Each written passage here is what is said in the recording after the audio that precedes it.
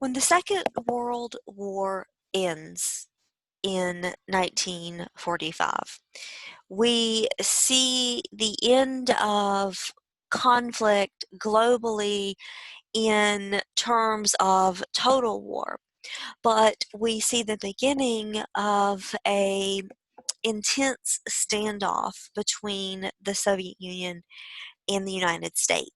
And as a result of this intense standoff, we will enter into several decades of a Cold War.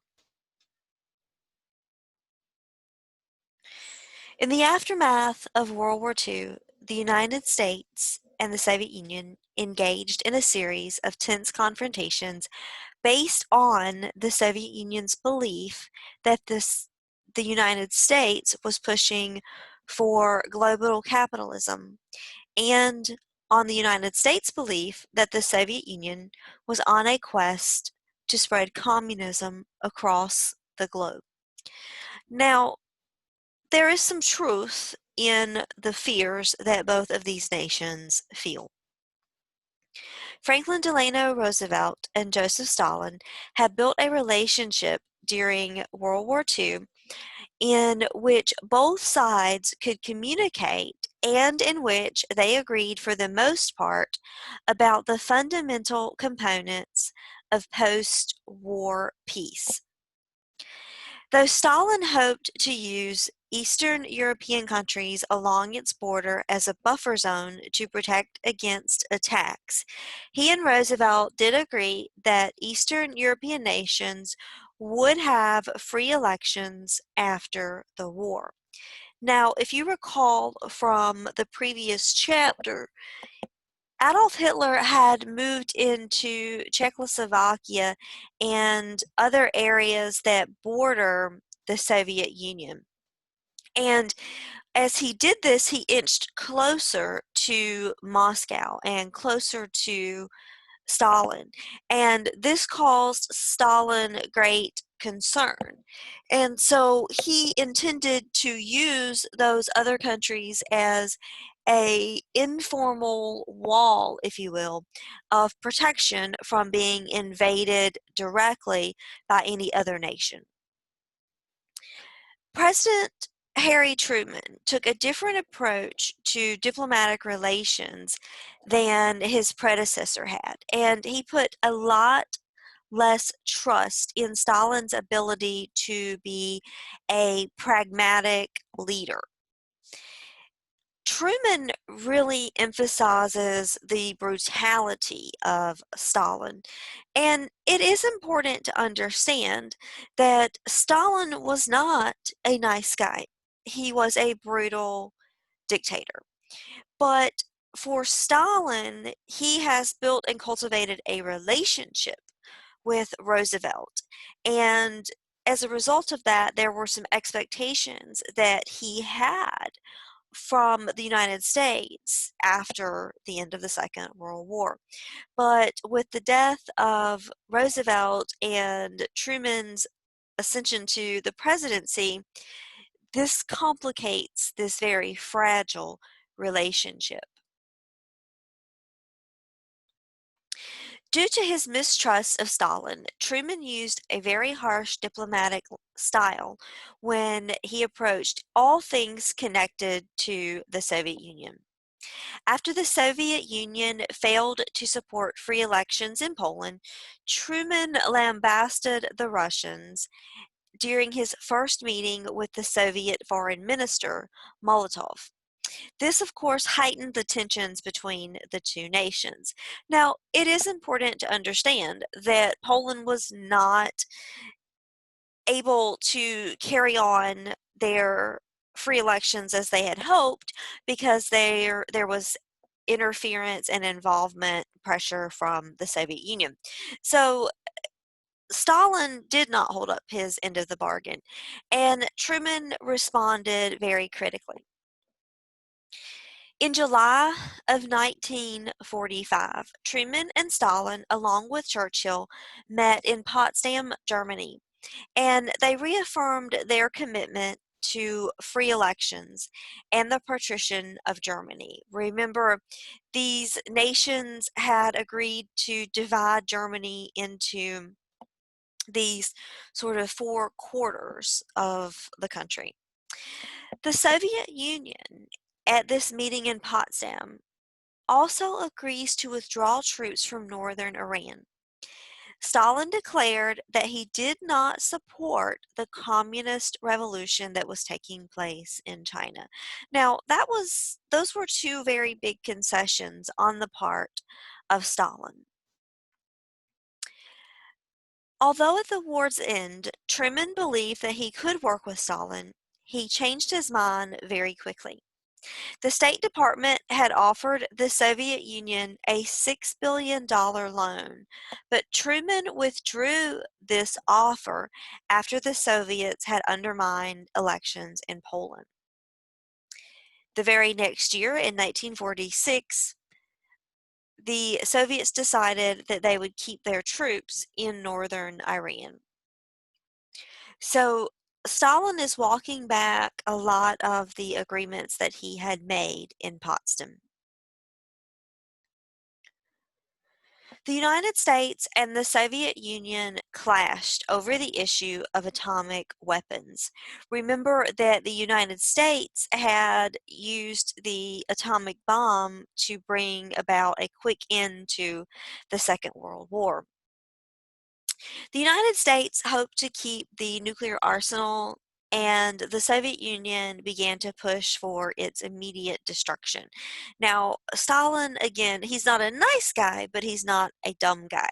And he recognizes that this is a very powerful weapon, and this weapon could just as easily be used against the Soviet Union as it was used against the Japanese. The conflict fostered further suspicion and mistrust between these two nations. The Soviets had significant leverage at the end of World War II as they were quickly building their own atomic bomb. They also had the world's largest army and could mobilize people that were willing to sacrifice themselves for the nation's security. Now, it's important to understand that people in the Soviet Union didn't have a choice to enlist in the military. They were required to do so. And if they did not serve and they did not try to be victorious in battle, they risked death at the hands of their own military leaders. U.S. leaders believed that Stalin's posturing at the end of the Second World War was really an unofficial declaration of a Third World War. U.S. diplomat George Kennan declared that the Soviet Union could only be stopped by force. British Foreign Prime Minister Winston Churchill declared that the United States and other like-minded nations needed a strategy to resist the development of another war. Though most Americans agreed that the United States needed to take a hard line with regard to the Soviet Union, some, like Truman's Secretary of Commerce, Henry Wallace, believed that the Soviet Union's key interest was really about self-preservation and not the destruction of other ways of life, and that the United States had the same concerns and objectives, which was to preserve their own way of life. Now, it's important to understand that Henry Wallace was also Roosevelt's former vice president. So he has a lot of Roosevelt's views and values in regard to the Soviet Union. As tensions escalated, the Soviet Union was less and less receptive to expressions of democracy. Wallace suggested that the Soviet government was becoming increasingly restrictive in response to Western nations' misunderstandings of the Soviets' goals. So Wallace continues to try to share with Americans that we're misunderstanding what the Soviets want. And when we're doing that, it makes them very uncomfortable and it makes them feel very protective of their way of life. By 1947, so 2 years after the Second World War, the United States and the Soviet Union had reached a standstill in diplomatic relations. The United States feared the spread of communism, and the Soviets were convinced that the United States was seeking control of Eastern European economic affairs. Now, there was a situation in Greece around this time, and it provided Truman with the opportunity to test Kennan's theory of containment, which was a strategy that sought to block the Soviet Union's efforts at expansion, in part by providing aid to Western European nations that wanted to rebuild. Now, Greece is geographically located in the Mediterranean Sea. And as a result of that, the country has strategic importance to the world because it links the United Kingdom to the Middle East, to the Suez Canal, and to Asia. Now, Britain was supporting a conservative Greek monarchy. Remember, Great Britain had engaged in a lot of nation building and a lot of colonialism throughout the 1900s and earlier around the world. So Britain has been supporting a conservative Greek monarchy. But in 1946, communist and non-communist opponents of the government united against the monarchy that they believed to be repressive, and a civil war in Greek ensued. Britain was unable to provide any financial support to Greece because Britain was still devastated financially from the Second World War. And so the British asked the United States to step in. Now, Truman believed that the Soviets were behind these anti-government forces in Greece, these communists that were trying to set up power in Greece. Now, it's important to understand that the Soviet Union had not offered any aid or formal support in Greece at this particular time. But Truman used the policy of containment to justify intervention. Now, the policy of containment is this idea of keeping the form of government from seeping out of where it already exists. Congress needed to be convinced of the urgency of the Greek situation before they would offer any financial support. So Truman overstated the threat of communism, and Undersecretary of State Dean Achen suggested to Congress that communist Greece would facilitate the spread of communism throughout the eastern part of the world. In an address to the joint session of Congress that was broadcast on national radio, Truman made the situation in Greece sound even more severe, declaring that the Greek government was being pressured by armed minorities and outside forces, but failed to mention that the monarchy itself was repressive and that the government's opponents had actually fought with the Allies in World War II. He also neglected to mention that the Soviet Union had nothing to do with the insurgency.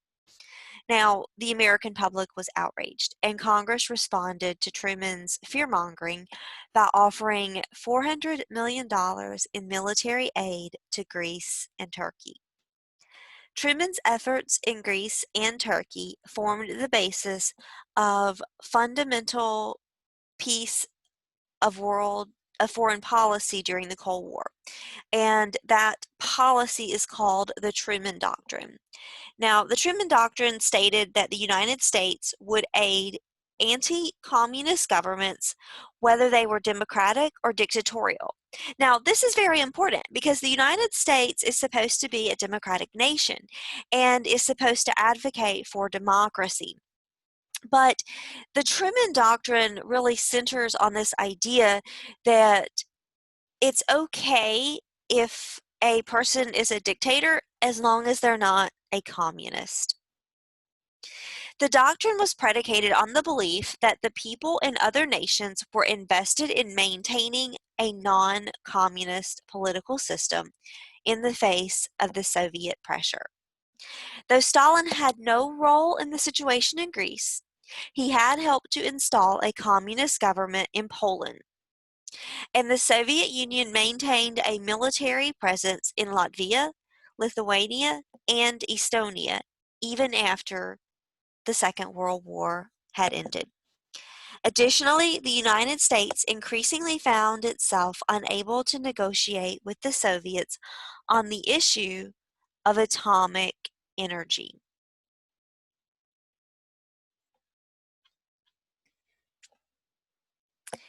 In June of 1947, Secretary of State George Marshall gave a speech that suggested that a method of providing economic aid to the war-torn and depleted nations, preventing the spread of communism, and staving off global economic depression. Now, this plan, the Marshall Plan, was offered to all struggling nations. Marshall didn't expect that the Soviets would participate because doing so would require them to divulge significant aspects of internal affairs. Truman asked Congress for $17 billion in December of 1947 to support the European recovery, but was met with resistance from Republicans and with hostility from Stalin. Stalin believed that the United States was attempting to assert control in Eastern Europe. In response to the Marshall Plan, Stalin aided a communist coup in Czechoslovakia. Believing that a coup was a sign of aggression, Congress approved the Marshall Plan the following April in 1948. Now, this Marshall Plan is important because it tells the world that if you are a struggling nation, we are willing to help you. We are willing to help you make improvements so that you can be successful, but also so that you are not susceptible to communist influence.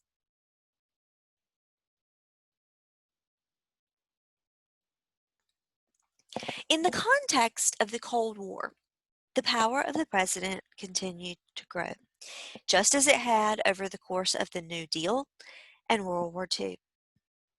This solidified the construction of what is known as the imperial presidency.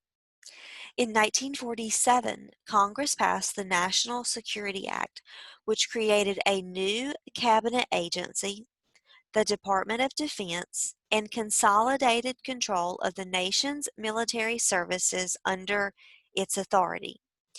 The act also established the Joint Chiefs of Staff and the National Security Council.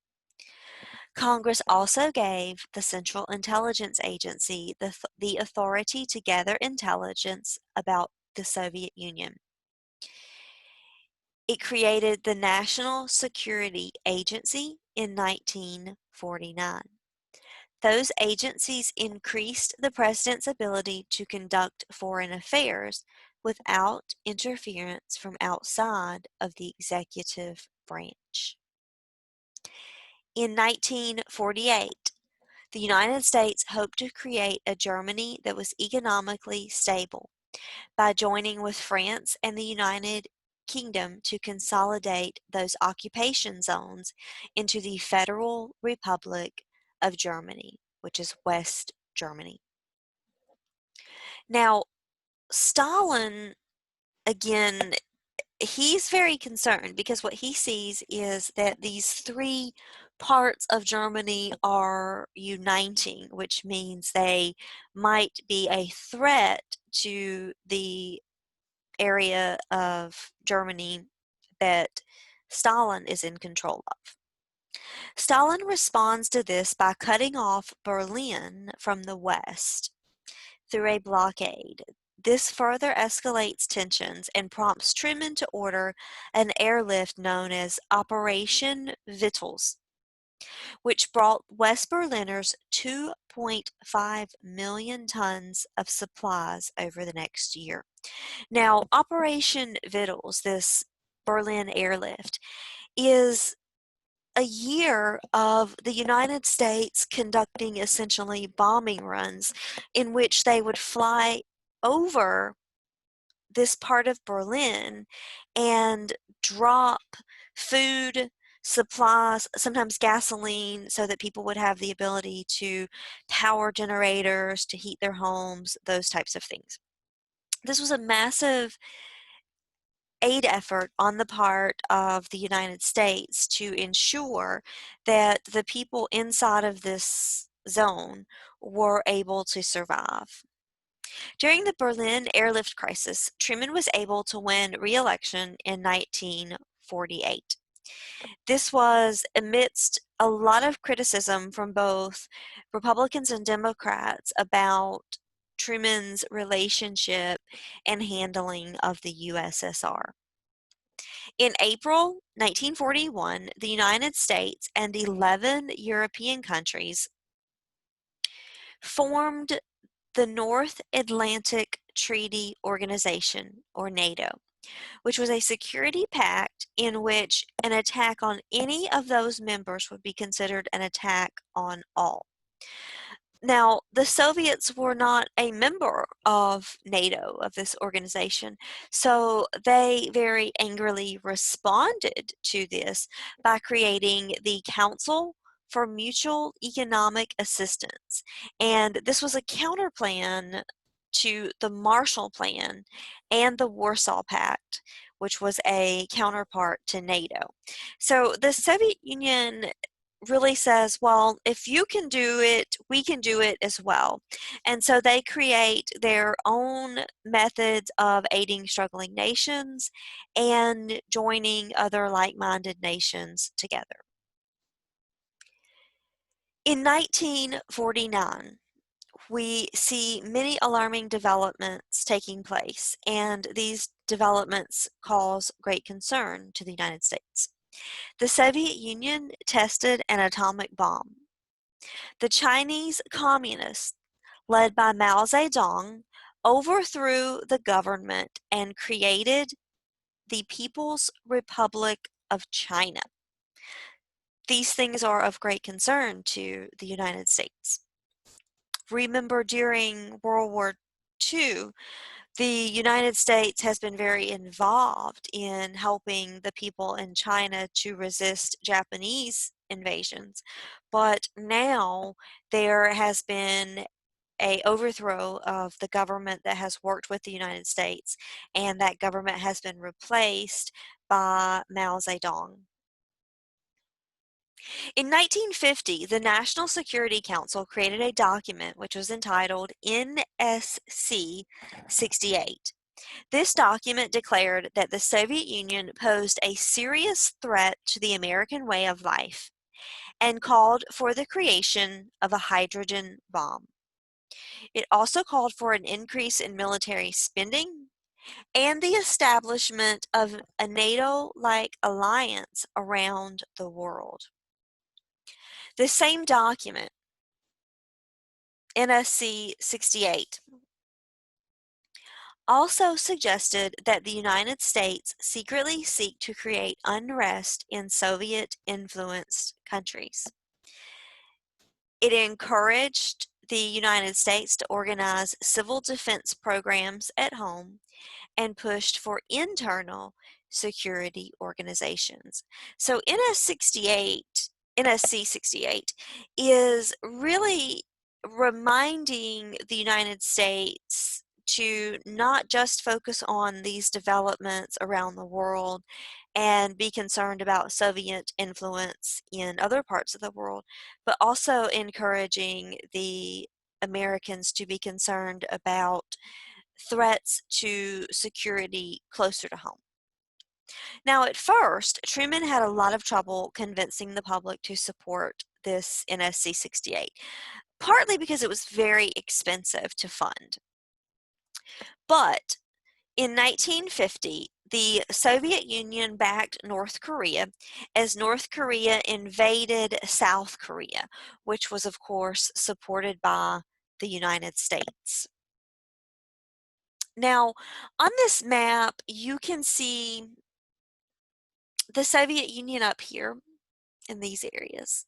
Remember, this area here was the area that Hitler had moved into way back in the late 1930s.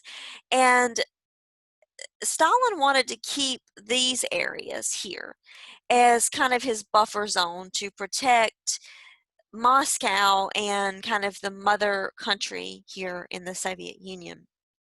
Now, at the end of World War II, we see that Germany here is going to be divided into these occupation zones where France, Great Britain, the United States, and the Soviet Union will occupy and maintain these areas. But as time goes on, this western part of Germany is sort of reconciled together because it's much more effective for those like-minded nations to reunite this part of Germany. And if you look up here, you can see that this really causes some frustration for Joseph Stalin, who immediately cuts off West Berlin from East Berlin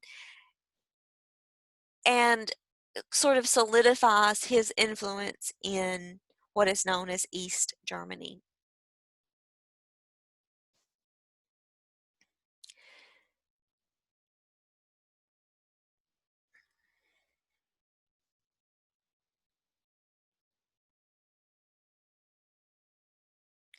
Now, conflict in Korea is very interesting because, remember, many people don't support these policies, and some Americans want to return to isolationism, some want to stay out of anything that doesn't have a direct impact on the United States, some support containment.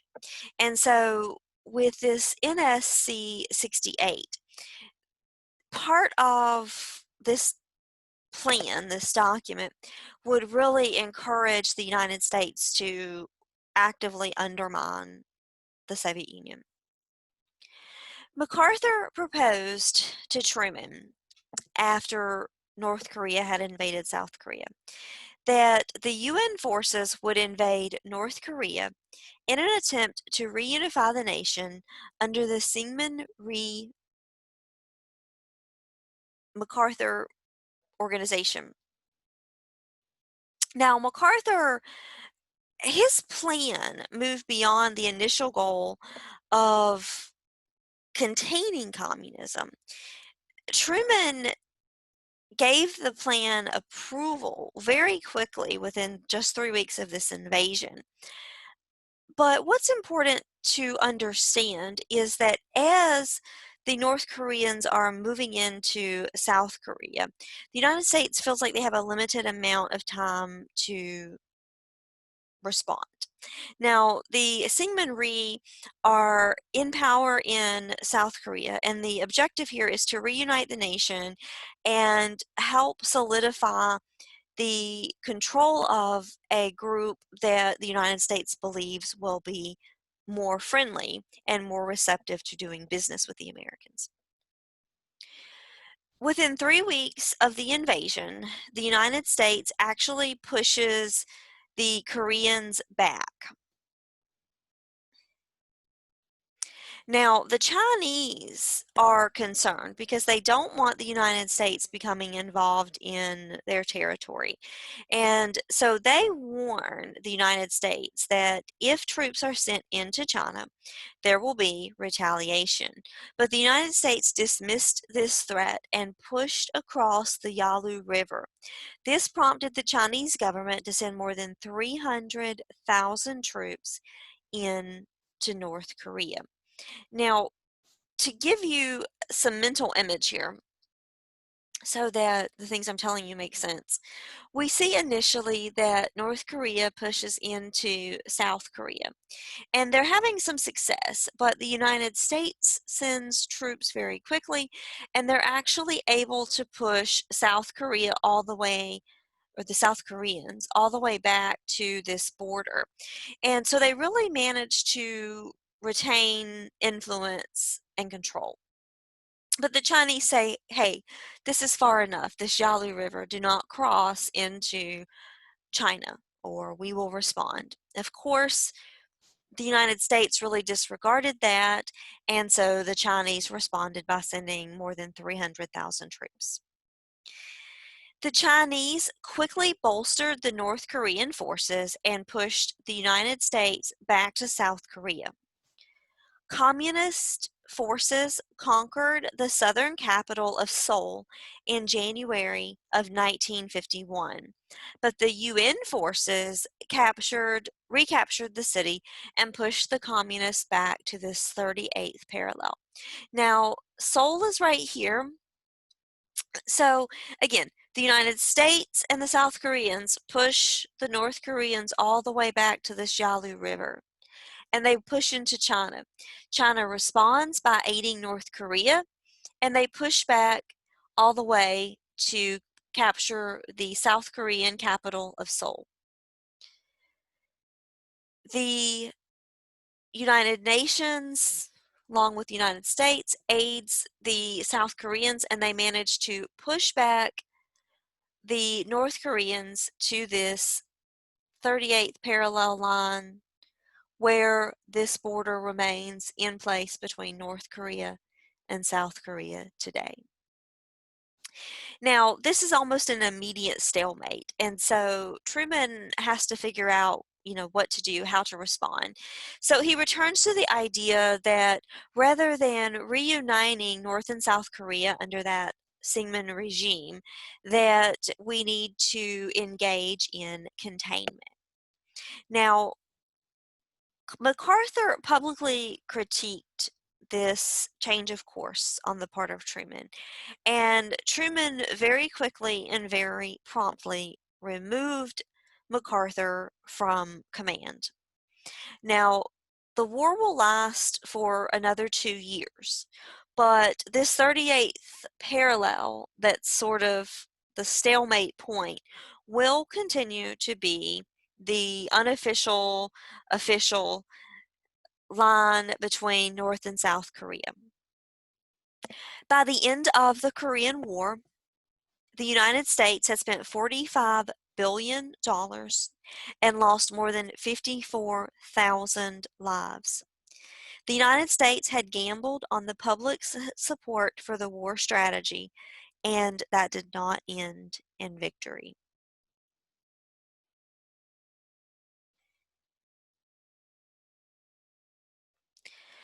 Because because this war, this conflict in Korea, was never an actual congressionally declared war. It was considered a police action.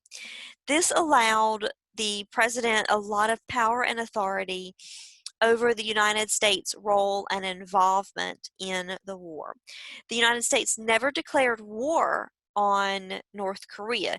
They just agreed to aid these countries that were resisting communist influence. The Korean War also solidified the military draft as an important component of daily life. It placed the U.S. military around the world even during peacetime, and dramatically increased the U.S. military spending from $13.5 billion over the course of the conflict to $50 billion. This also crafted a link between military expansion and the nation's economic welfare. As part of the changes in U.S. foreign policy recommended by NSC 68, Truman authorized economic aid to France because France was also engaged in a fight against communists in Vietnam. The Supreme Court halted Truman in one instance, and that was in 1952, when the United Steelworkers of America threatened to strike. With the management and the union at a stalemate, Truman ordered the government to take control of the mills in order to keep them running. The Supreme Court ruled that the president did not have the authority to take over a private company, even in the context of the war. Now, we're going to dig into Vietnam a little bit more later, but it is important to understand that this communist government that is rising up in Vietnam is resisting the French colonial government that was put in place when France worked to colonize Vietnam in the decades leading up to World War II.